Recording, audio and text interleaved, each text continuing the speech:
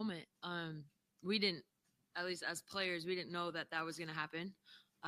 So I think it was kind of like a genuine surprise. But the T-shirt, just United front was determined this morning, that we had a meeting for, and not to tattletale, but zero members of Team Clark were very present for that. But no, we were just we had a very that really needed to be mentioned.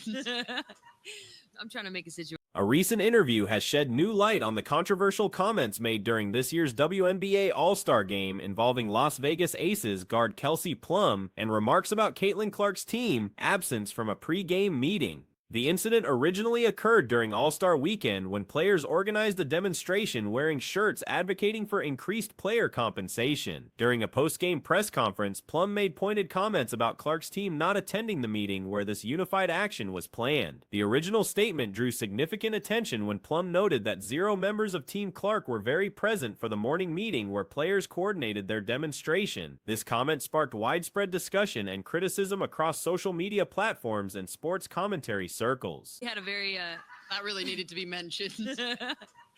I'm trying to make a situation light, okay? But yeah, no, I think it was just all of us getting on the same page for the game.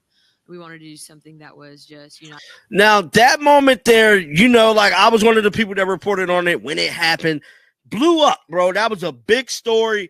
And she's actually stating why she said no one from Caitlin Clark team showed up. Now, she said that Caitlin Clark was just on the show, too. Caitlin Clark was just on the shoot. And I'm telling you, I wouldn't have said what she said, but it is funny. It is funny because she In a recent podcast appearance, Plum provided context and clarification for her controversial remarks. She acknowledged that her comments constituted a really bad joke and expressed regret about the timing and delivery of her statement during what should have been a celebratory moment. According to Plum's explanation, the comment was intended as lighthearted humor referencing the fact that both teams had been celebrating the previous evening. She revealed that her team had adopted "hungover" as their unofficial nickname, and her remark was meant to playfully suggest that Clark's team was similarly affected by the festivities. The guard explained that she entered the press conference in high spirits following their victory and a positive weekend with family present. What she said, but it is funny. It is funny because she definitely elaborates why she said that.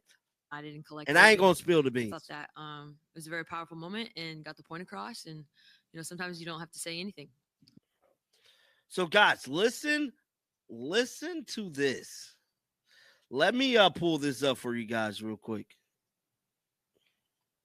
Because I done lost it. Wow, here you go. Listen to this. When questions about the demonstration arose, she attempted to lighten the mood with what she considered harmless banter between teammates. Plum emphasized that all players ultimately supported the unified message, as evidenced by everyone wearing the demonstration shirts during the game. She stressed that her comments were not meant to undermine the serious nature of the players' advocacy efforts regarding compensation and working conditions. The clarification highlights broader challenges facing WNBA players as the league experiences unprecedented growth and media attention. Players find themselves navigating increased scrutiny and publicity without adequate preparation for managing public relations and media interactions.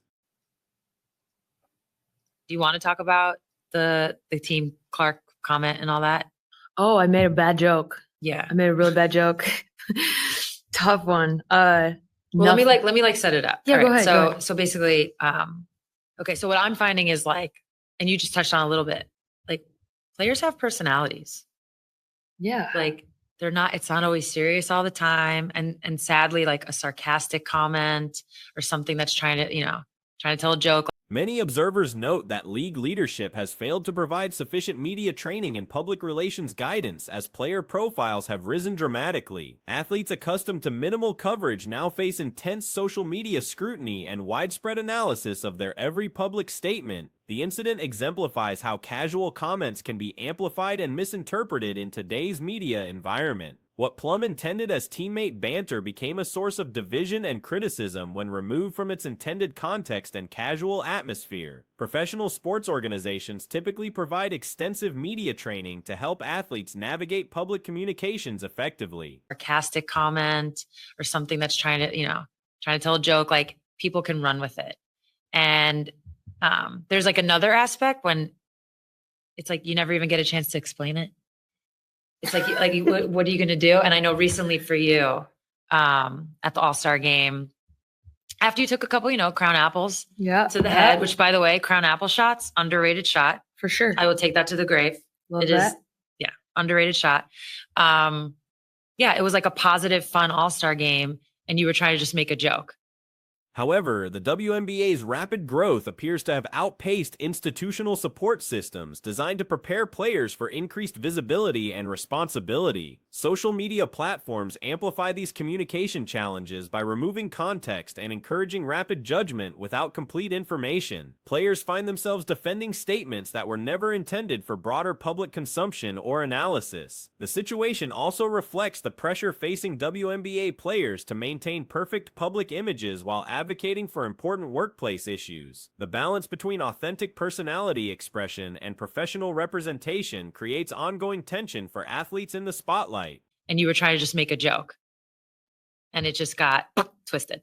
And I should have, like, hindsight 2020, because of the shirts, because of the fans, like, I should have known it was a way more serious moment than a typical All-Star game. Yeah. Because I went into that press conference very like, happy-go-lucky, we won, and then had a great weekend. Like, my family was here. It was just a great time. And so the questions came in and it was like, CBA, this. And I honestly, Birdie, was like, Plum's experience demonstrates how defensive responses often worsen controversial situations rather than resolving them. Her decision to remain silent initially reflected understanding that explanations can sometimes appear defensive and generate additional criticism. The broader implications extend beyond individual player communications to organizational responsibilities for supporting athletes through increased public attention. League leadership must address these preparation gaps to prevent similar incidents and protect player interests. Training programs should address social media management, interview techniques, and crisis communication strategies.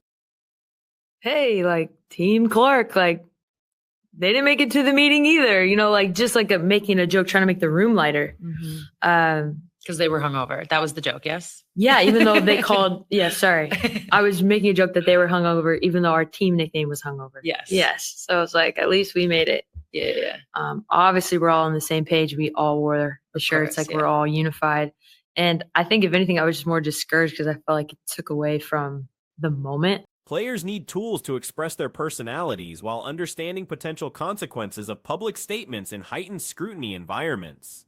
The incident also highlights fan and media responsibilities in interpreting player communications charitably rather than seeking controversy in every statement. Constructive dialogue requires good faith interpretation and consideration of context rather than immediate assumption of negative intent. Moving forward, both individual players and league organizations must adapt to the reality of increased attention and accountability. This includes developing better communication strategies while maintaining authentic connections with fans and teammates. Or discouraged because I felt like it took away from the moment of what we were trying to do. Yeah. So, I mean, it's definitely, you don't even get to respond. And if you do, you seem defensive. That's why I didn't even say anything. I was like, all right. No, so that's the thing. You seem defensive, and then it just gets worse. Yeah, so you just have to let it go. Yeah. Thick skin. That was Kelsey Plum actually speaking about the whole situation that went down, man. And she basically said Caitlin Clark's team was drunk. You want to talk about They was drunk and hungover. That's the real reason why she made the joke. But at The controversy ultimately overshadowed important advocacy work regarding player compensation and working conditions. This outcome demonstrates how communication missteps can undermine substantive efforts and distract from meaningful progress on important issues. Players deserve support systems that enable them to navigate public roles effectively while preserving their ability to express authentic personalities and maintain team chemistry. The current environment often forces choices between authenticity and public relations safety. The WNBA's continued growth depends partly on successfully managing these communication challenges and providing adequate support for players adjusting to increased visibility. Mitchell going 6 for 19 and having a layup to make it a 1-point game in a stretch and hitting the underside of an open layup and hitting the underside of the rim. Aaliyah had the quietest 20 and nearly 20 and 10 game I've ever seen. I thought Lexi and Sophie did their jobs, I guess. I thought Odyssey Sims was pretty good. Dantas was really good today, in fairness to her. KK Timpson don't think she really ain't bad. Got unlucky that there was a shot clock violation. A split second over for. Organizational investment in player development must extend beyond basketball skills to include public relations and media management. Future incidents could be prevented through proactive training and support rather than reactive damage control after controversial statements. The league has opportunities to learn from this situation and implement better preparation systems for all players. The resolution of this particular controversy through honest explanation and acknowledgement of poor judgment provides a positive model for addressing similar future situations. Transparency and accountability remain the best approaches for maintaining public trust and credibility. A split second over for makes, but I thought KK was okay. This was just a Kelsey Mitchell disaster class. And I thought Natasha Howard started off really well, but in the end was horrendous. For the Washington Mystics, so it was a Kiki Ariafen was unbelievable. Again, 18 and 12. But Sonia Citron, rookie of the year right now. Rookie of the year right now. I don't care to page at 29 points today and missed the game winner. The Indiana Fever suffered another devastating fourth-quarter collapse, losing to the Washington Mystics in a game that exposed fundamental organizational and strategic weaknesses. This defeat came against a franchise that has essentially abandoned competitive efforts for the current season, having recently traded away their top talent. Despite controlling the majority of the contest, the Fever once again failed to close out a winnable game. The team entered the final period with a 13-point advantage, yet could not maintain their lead when it mattered most. This pattern of surrendering substantial leads has become a defining characteristic of their season. Today and missed the game winner. In fairness, that's probably the most clutch points I've seen Paige score in the season of 2. But rookie of the year, Sonia Citron. She absolutely is a dog. She is a dog. And I don't think there's any other way of describing it. She is a dog. 6 of 13 from the field. She had 0 points in the first quarter. Ends with 21. Kills it. Pre-game analysis suggested the Fever would need at least a 15-point cushion entering the fourth quarter to secure victory, given their documented struggles in close games. The 13-point margin proved insufficient, as predicted, highlighting the team's inability to execute under pressure and maintain composure in crucial moments. Kelsey Mitchell's performance epitomized the team's struggles, shooting an inefficient 6 of 19 from the field. Her decision-making in critical moments proved particularly costly, including a sequence where she slowed down a 5-on-4 fast break opportunity, allowing Washington's defense to recover rather than capitalizing on the numerical advantage. Aaliyah Boston recorded a near double-double with 20 points and close to 10 rebounds, but her impact remained surprisingly muted despite the statistical production. 21. Kills it in the second half. Anytime they left her open, you just think, you know what, it's a guarantee. It's a guarantee that the ball's going in. You just assume when Sonia Citron has a chance that she's making it. And that's one of the things I do like about Sonia Citron is that she's absolutely a one of those players is going to step up big time. And look, we're not going to put on to Sonia Citron. Her presence failed to provide the interior dominance typically expected from players with her skill set and physical advantages. Supporting players Lexi Hull and Sophie Cunningham fulfilled their basic responsibilities without providing significant impact beyond their baseline expectations. Odyssey Sims contributed positively off the bench, while Damiris Dantas delivered a solid performance that stood out among the roster's generally disappointing showing. KLS Timmons avoided major mistakes, but also failed to make meaningful contributions. Look, we're not going to put on the Sonia Citron jersey, but Leeds fell apart again. The Fever are just relinquished control in so many games. Look, I love Kelsey Mitchell. I think Kelsey Mitchell is an absolutely fantastic player. I think Kelsey Mitchell makes an all WNBA team this year. But I'm sorry. A late shot clock violation prevented any assessment of her potential impact in crucial moments, though her overall play remained adequate without reaching impactful levels. For Washington, despite their organizational commitment to rebuilding rather than competing, individual players continued fighting for victories. Kiki Jefferson delivered another impressive performance with 18 points and 12 rebounds, demonstrating the personal pride that separates professional athletes from organizational tank strategies. The standout performer belonged to rookie Sonia Citron, who has emerged as a legitimate Rookie of the Year candidate through consistent excellence. When I say this, I think there's a possibility that the dynasty starts after you, not with you. There's too many of these games. There is too many of these games. There's way, way too many of these games. And, like, they had a lot of these collapses. After scoring 0 points in the opening quarter, she finished with 21 points on efficient 6 of 13 shooting, including clutch baskets throughout the second half. Citron's performance exemplified clutch play, converting virtually every quality scoring opportunity presented to her. Her ability to elevate performance during critical moments contrasted sharply with Indiana's collective inability to maintain intensity when games reach decisive phases. The Fever's offensive system bears significant responsibility for these recurring collapses. A lot of these collapses are due to, I'm not even going to blame fully Kelsey Mitchell. It's this offense that they run. It is so reliant on players just hitting shots. It is so reliant on players hitting shots and on players hitting tough shots. It does not generate open shots. And his team doesn't generate open shots because they didn't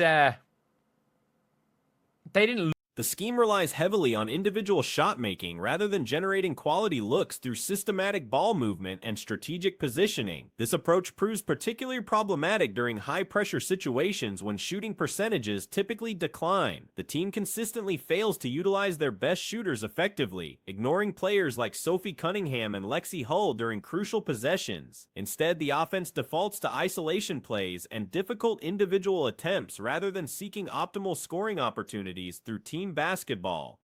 They didn't look for Sophie Cunningham, who's been the best shooter in the league over the last couple of months. They don't even look for her. Lexi, huge shot down the stretch. But it's just all around bad scenario for the Fever to be in. You're struggling. We've got Chloe Bibby warming the bench, and the reason why Chloe Bibby's warming the bench is because Chloe Bibby needs to play at the 4 in a lineup with Aaliyah Boston, and because of the way coaching decisions have compounded these offensive limitations through questionable rotation management. Chloe Bibby remains underutilized despite her potential impact, primarily because the coaching staff insists on specific lineup combinations that don't maximize her strengths alongside Aaliyah Boston. Head coach Stephanie White's substitution patterns mirror problematic approaches seen elsewhere in professional basketball, frequently removing all starters simultaneously and replacing them with predominantly bench units. This strategy proves particularly damaging during playoff caliber games where every possession matters.